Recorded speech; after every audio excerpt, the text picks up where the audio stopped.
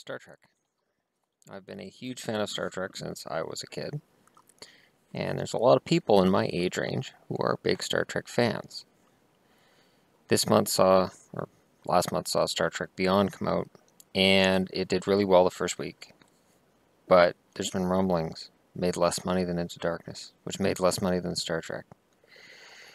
So let's just go back. Let's go way back.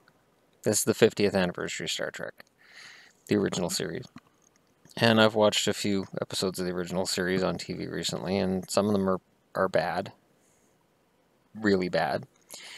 And some of them are quite good. They remind you that Mary Hartley was once gorgeous, and that William Shatner didn't enunciate every single syllable of every sentence in every episode. He just had that in certain episodes where they were really dramatic, and that's what people remember. He's actually a very decent actor. But movies. I've got Star Trek movies. I've got the motion picture on Blu-ray. Now that's a Trekkie right there. That is absolutely the ultimate Star Trek fan. When this came out, it was a commercial success, but it was considered a failure soon after because people got bored. It borrowed a lot from 2001. It's really obvious. And it's slow. Now, the funny part is that a lot of Star Trek episodes are slow, lacking in action, and there's a moral to the story. And this is a show that has a moral to it. This movie has a moral to it.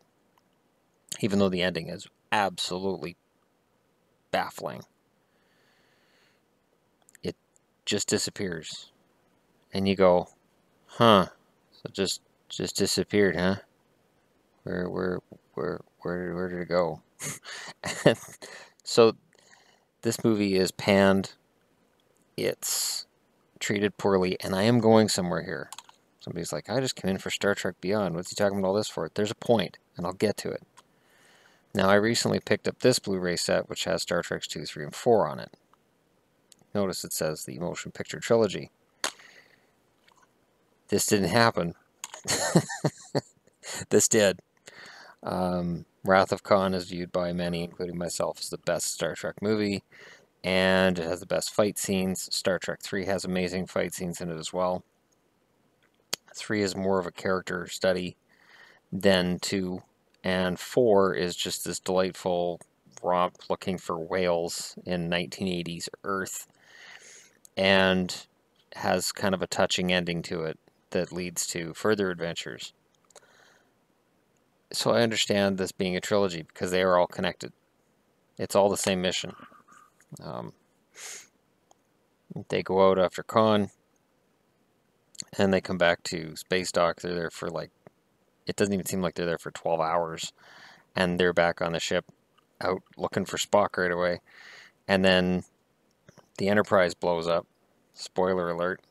I'm sorry, but when it's a movie from 1984, I don't think I have to worry about spoilers.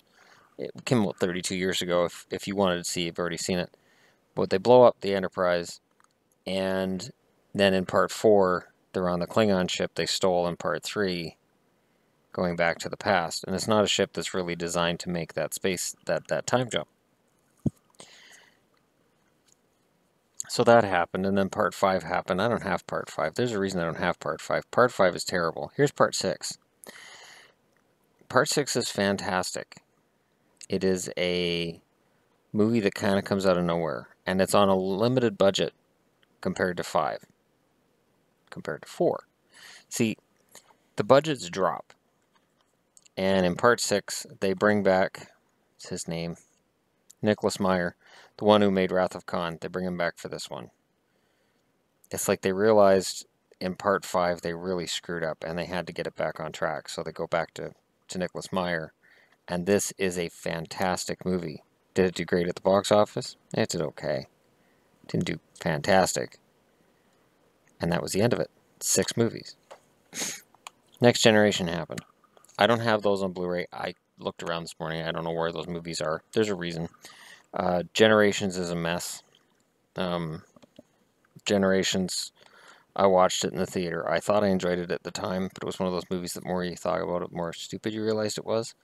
And I'm to the point now where I just can't watch it because it's pointless. And where Generations loses me is one simple thing. Guinan says you can leave the Nexus and go anywhere at any time that you want in the universe. No, we can forget the fact that it doesn't make any sense. We can totally... He should have gone back in time to 10 forward. No, even further than that. He should have gone back in time before Soren even got this stupid idea of going into the Nexus and prevented him from ever going into it in the first place. Yes, that creates a paradox, but the Nexus apparently is paradox-proof. Because the fact Guinan's in it doesn't make any sense either. I'm an echo of the Guinan you knew. What? It doesn't make any sense. So, and for a dream that's supposed to convince him it's reality, it does a horrible job of it. He's able to break through it constantly. Whatever. But once you realize that flaw, that they come through at the wrong time, in the wrong universe, and then that movie becomes useless. First Contact is good. First Contact is the Borg. Oh, don't claw my jersey, kitty. I know you want my attention. Don't claw my jersey. First Contact is good. It's got the Borg in it. It doesn't make any sense. See, the Borg go back to the past to simulate the future, right? They've gone back to the past to assimilate the present, the future. We must go back with them. We must follow them and stop them. Okay, fine, whatever. They go back to the past, and then they decide to stop First Contact. The logical thing for the Borg to do would have been to beam down to planet Earth and just start taking her over. Then it doesn't matter that the Enterprise follows them. Like, it doesn't matter. There's nothing in that post-apocalyptic Earth that could have stopped the Borg. So if the Borg weren't idiots, they would have taken over the Earth, but it had turned into an action movie, and, you know, kicks in the face, and resistance is futile, and all this crap.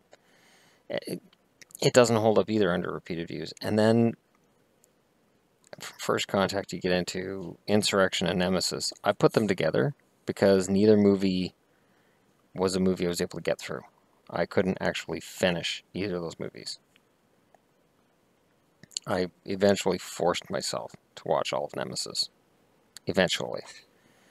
But it is an arduous task. It is dark and depressing and really, really bad.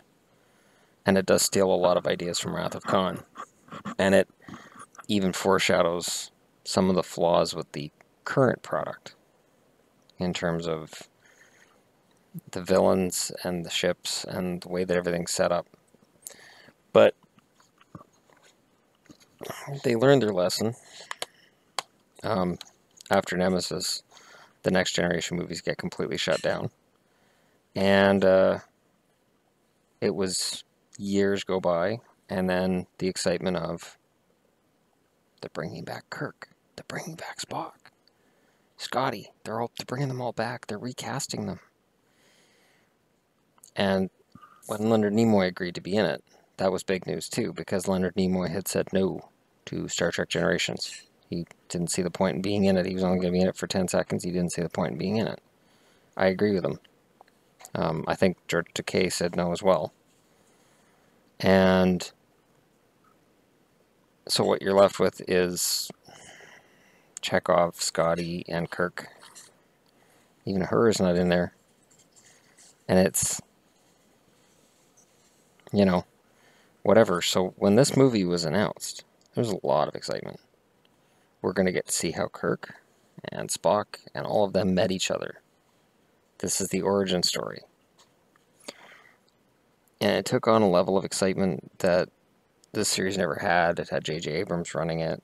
The trailers looked amazing. Everything looked amazing. And then you go and you see it in the theater, and it was perfect. I've watched this movie dozens of times, and it's perfect. I have absolutely no quarrel with how amazing this movie is.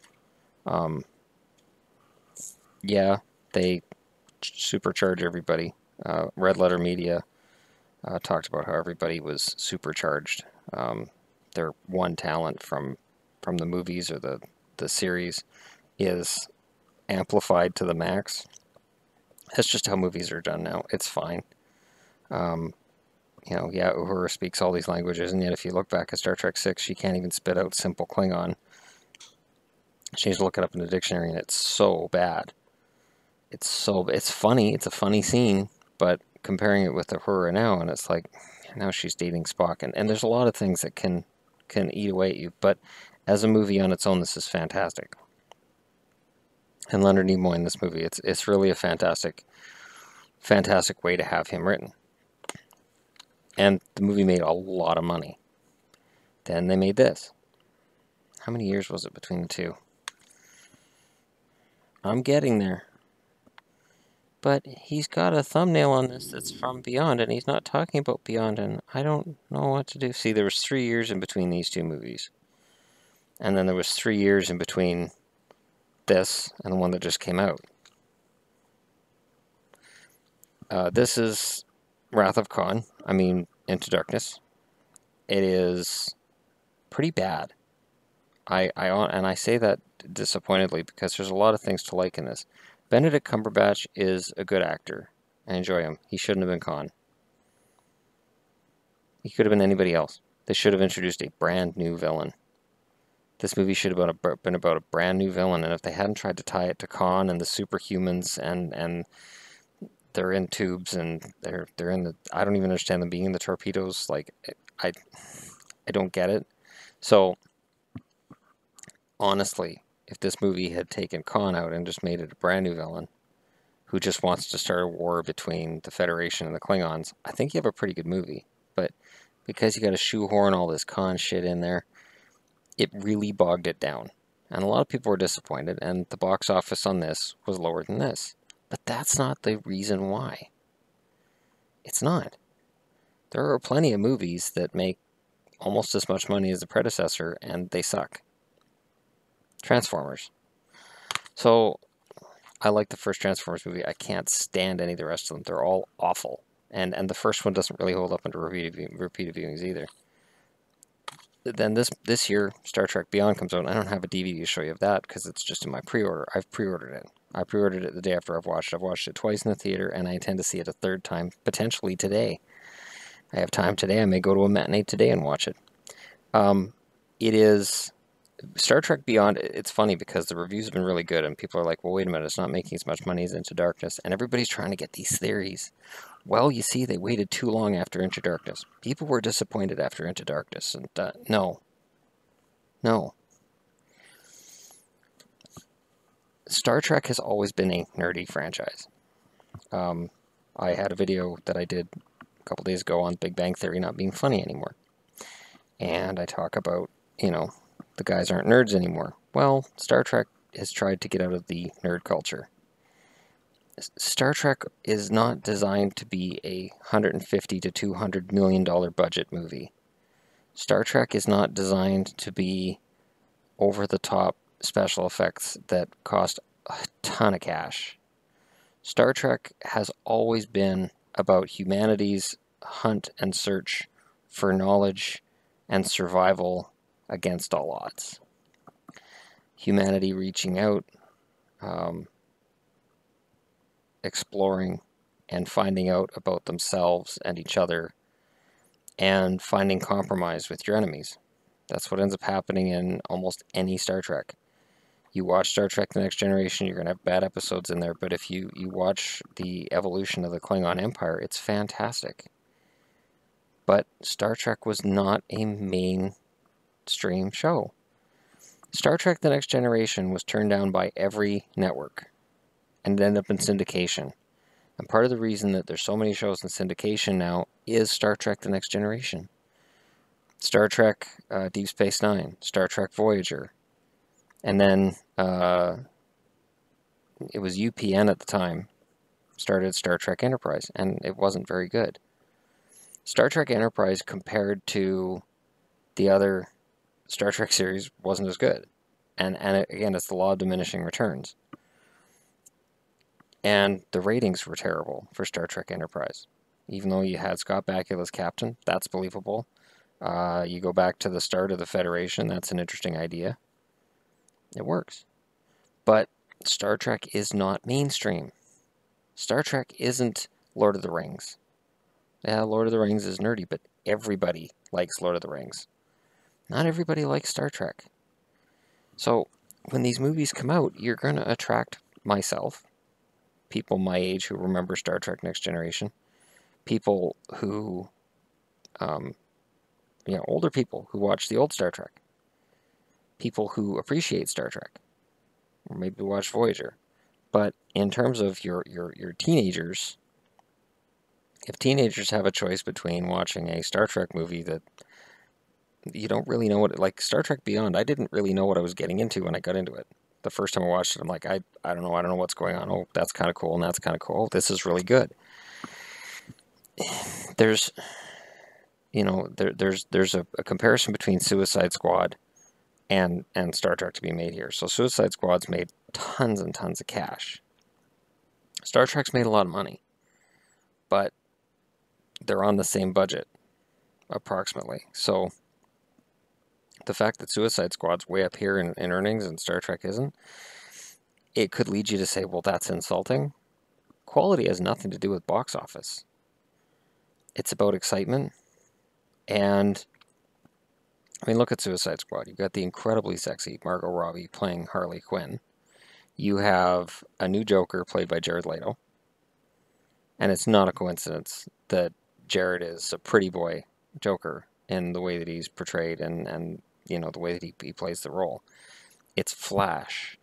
And not Flash the actual character, although he does make a cameo in the movie, but it's flashy. It's a lot of pretty lights and a lot of distracting things, and the 3D really jumps out of the screen at you on the credits. I was actually very impressed with the Suicide Squad credits, and just in general the animated parts, the way they jump out of the screen.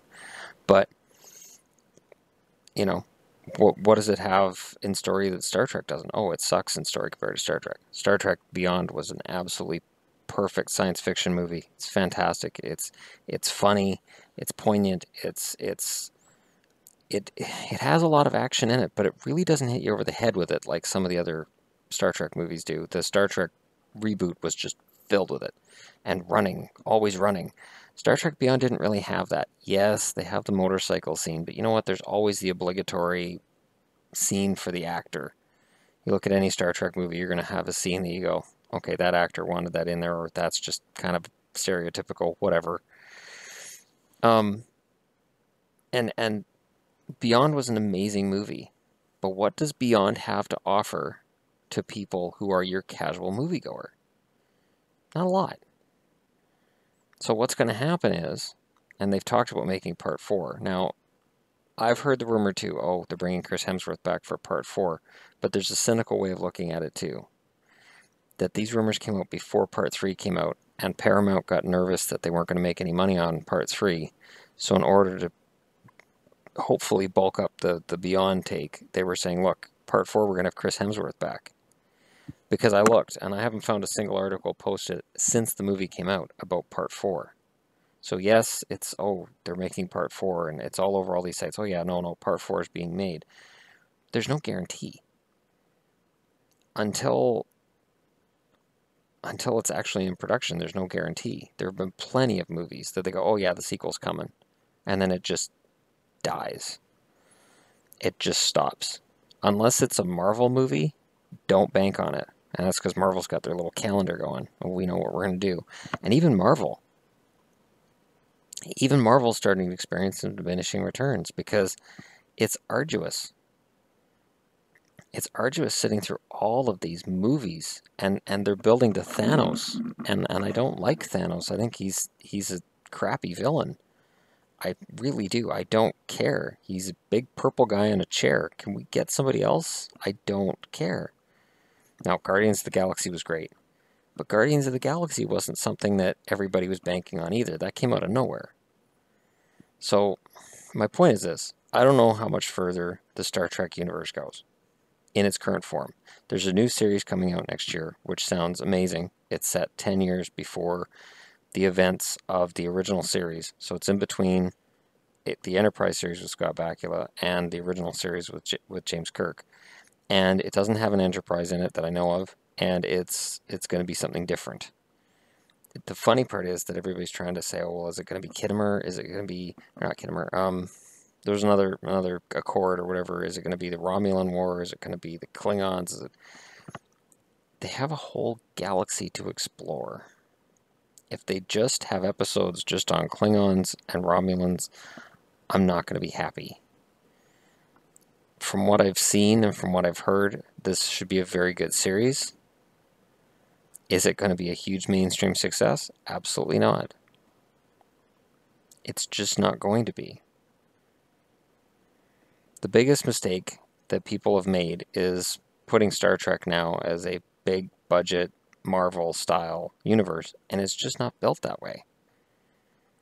There's your loyal fans who will buy almost anything they put out, like myself. I have now bought Wrath of Khan at least 5 times. I have another version of Wrath of Khan Blu-ray under there. I've bought the Blu-ray of Wrath of Khan twice. And now there's a director's cut out there that has an extra 3 minutes of footage, and I'm tempted to buy that. Even though the extra footage, I've heard about it and read about it, and it doesn't sound like it adds anything to the story, but it's bonus footage. That's nerd talk. It's not casual movie talk, casual viewer talk. Your casual viewers are going to go and see whatever's new. So when the new Star Trek movies are and it just said Star Trek, they go, oh, you could go see that movie, yeah. But that's going to drop with each successive movie. And sadly, when the box office drops, so does Paramount. Paramount says, well, we're not getting our money back. I'm hoping with the 4th movie, I'm hoping they cut the budget. They can cut the budget. It'll be fine. The actors aren't in the stratosphere yet with what they're asking for. And tell a Voyage Home type story. I mean, if you're going to have Chris Hemsworth, who played Kirk's dad, who dies at the beginning of the Star Trek movie, the reboot, if you're going to have him in there, clearly there's a time travel aspect to the movie, one way or the other. Either he's brought to the present or Kirk's brought to the past. Hopefully they tell a smaller story. Honestly, I think that would probably bring in a lot of box office. I think it'd create a lot of buzz, and they'll make more money. The key, really, to making the whole thing successful and making it all work is realizing that you can have a big budget and it just doesn't work. Or you can limit the budget a little bit and make a movie that's pretty fantastic. And I hope Paramount goes down that road. You get tired of now with movies, it's either you make $150 million or you're a failure. You suck. Why? I went to see it. The theater was full and I went to see it. Why? What is this? Like, how far have we become in terms of our entertainment? You have to either be number one or you stink. Even Ghostbusters, the Ghostbusters reboot was considered a failure, and yet it made a lot of money. The problem? Its budget was way too high. That budget was crazy high, especially when you consider the cast wasn't an A-list cast. It has nothing to do with men or women. It doesn't matter. Where did the money go? The CGI doesn't look that great. Your CGI should look fantastic for the budget that they had. And then the advertising budget was just completely out of whack. It's called Ghostbusters. You don't need to do mega advertising. If people are going to go see Ghostbusters, they're going to go see it. If anything, the advertising hurt the revenues, because too many of us, me included, looked at the trailers and went, I'm not seeing that in the theater. That looks terrible. So they probably shot themselves in the foot by doing too many trailers, too many commercials, too many promotions, too many of everything. And hopefully Star Trek doesn't follow in that path. I really enjoyed Star Trek Beyond. It is a fantastic movie. I can't recommend it enough. It was great. But it's a movie for Star Trek fans. That's the truth. It's a movie for Star Trek fans. Star Trek fans will love it. Casual viewer who doesn't really care about Star Trek isn't going to care about it. And that's that's that big giant vacuum that starts to take over. Is trying to take something that's not really completely mainstream and force it into the mainstream. Star Wars is mainstream. Everybody knows Star Wars. Everybody knows Luke and Leia and Han. And yes, everybody knows Kirk and Spock, but it's different. Star Wars is just on this whole... The level is just way up here. You can't compare the two. What do I enjoy more, Star Trek or Star Wars? Depends on the day. Which ones do I watch more? Star Trek. I watch Star Trek movies way more than I watch Star Wars movies. And yet, if I have a choice, if I'm standing in line and I've got a brand new Star Wars movie and a brand new Star Trek movie, I'll watch the brand new Star Wars movie first. Because I have to see it. And it's strange that way, but, you know, you can't look at Star Trek and say, well, this is as big as Star Wars, because it's not. And it seems like movie companies now just throw money after money after money after money, and then they set it up so that a movie has to make so much bloody money in the theater that they'll never make that money back. So that a movie's considered a bomb when it's made over $100 million. It's insane. Anyways, so here's to hoping for the next Star Trek movie. I genuinely hope they keep making more. I know there's articles all over the internet saying they're making another one. I have my doubts. Because if Star Trek Beyond has that diminishing return, and it does, Star Trek's up here, Into Darkness, and now Beyond, Paramount could look and go, we'll pull the plug. Let's redo Ferris Bueller's. Oh, somebody's already doing that. Let's redo anything else. Maybe a Babylon 5 movie could be good. How about Babylon 5? We'll give them a $200 million budget. Hopefully they make it back. It's crazy. Anyways, that's my opinion anyways. Thanks for watching.